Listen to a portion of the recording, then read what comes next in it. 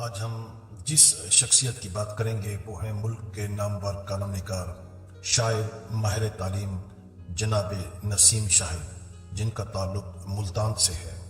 ان کی خوبصورت علمی ادبی شخصیت پر نامور رائٹر محترمہ بینا گووندی نے ایک کالم لکھا ہے، ایک اپنی تاثراتی تحریر لکھی ہے جو ہم آپ سے شیئر کر رہے ہیں۔ وہ لکھتی ہیں: 1 اپریل 2017 کو نسیم شاہد 34 برس درس و تدریس سے وابستہ رہنے کے بعد گورنمنٹ سائنس کالج ملتان سے بطور پرنسپل ریٹائر ہوئے۔ لیکن یہ کیا وہ اس ریٹائرمنٹ کے مرحلے کو یوں انجوائے کر رہے ہیں جیسے ایک منزل طے کرنے کے بعد اگلے درجے کے لیے تیار ہو رہے ہیں۔ یونیورسٹی کے دور میں ہی وہ ایک مقبول طالب علم رہنما تھے۔ چکی کی مشقت، لکھنے کا عمل اور اسٹوڈنٹ لیڈری سب کے ساتھ چل رہے تھے۔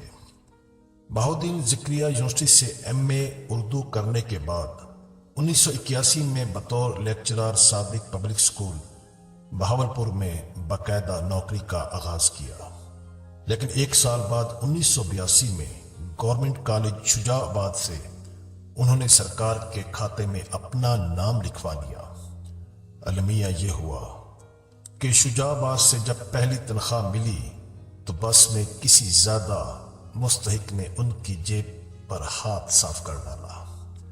اب وہ جن محسوسات کے ساتھ خالی ہاتھ والدہ کے سامنے گئے، اس کا ذکر وہ آج بھی بے حد کرب کے ساتھ کرتے ہیں۔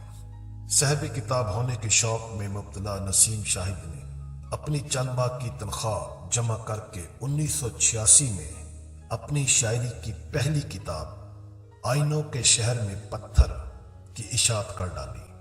ملتان میں اس کتاب کی رونمائی بڑی دھوم دھام سے ہوئی، جس کی صدارت منو بھائی نے کی، اور ان کی شخصیت پر جو کلمات کہنے والی شخصیات تھی جو تشریف لائیں لاہور سے ہی، ان میں جناب اصغر ندیم سید اور اظہر جاوید کا نام نمایاں ہے، جو اس نوجوان شاعر کی حوصلہ افزائی کے لیے پہنچے۔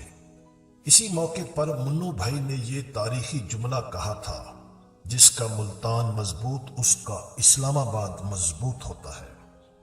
اس کی وجہ تسمیہ یہ بتائی کہ جس درخت کی جڑیں گہری اور مضبوط ہوں اس کو پھل اور پھول بھی لگتے ہیں اور وہ توانا بھی ہوتا ہے، جیسا کہ نسیم شاہد جنوبی پنجاب کا ایک بڑا حوالہ اپنے کالموں کی وجہ سے بنا۔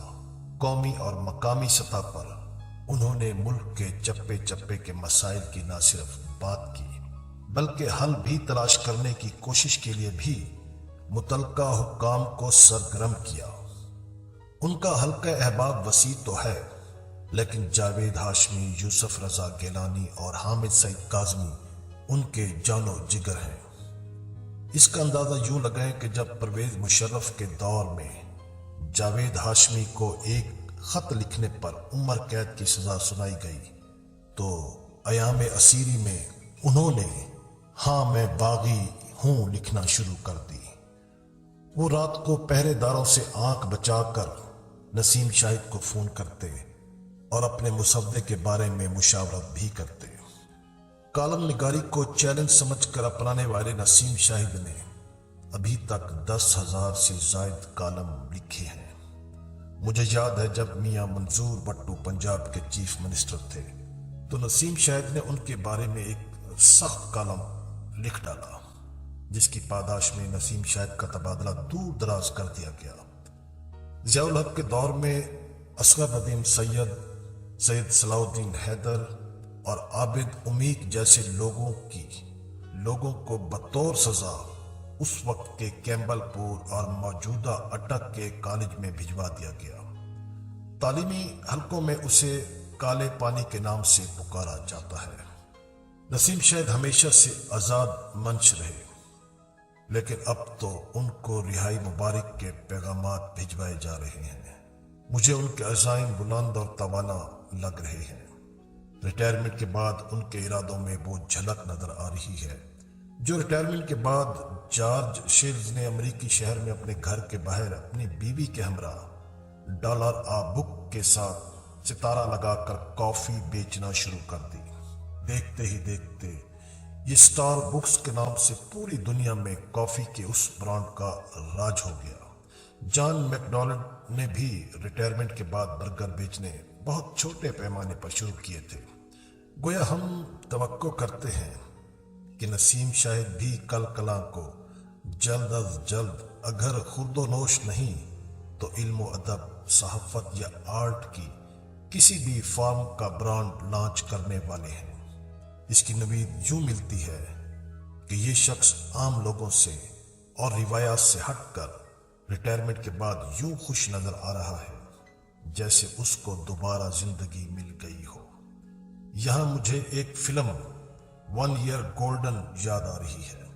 نسیم شاہد اپنی زندگی کو بھرپور اور گزشتہ کوتاہیوں کی تلافی کرنے کے ساتھ خواہشوں کی پنچھیوں کی پرواز رباب اول پر کام کرنے والے ہیں۔ اے طاہر لاہوتی، اس رزق سے موت اچھی جس رزق سے آتی ہو پرواز میں کوتاہی۔ یہ تھی سامعین کرام محترمہ بینا گووندی کا تاثراتی تحریر جو ہم آپ سے شیئر کر رہے تھے۔ امید ہے آپ کو یہ پسند آیا ہوگا۔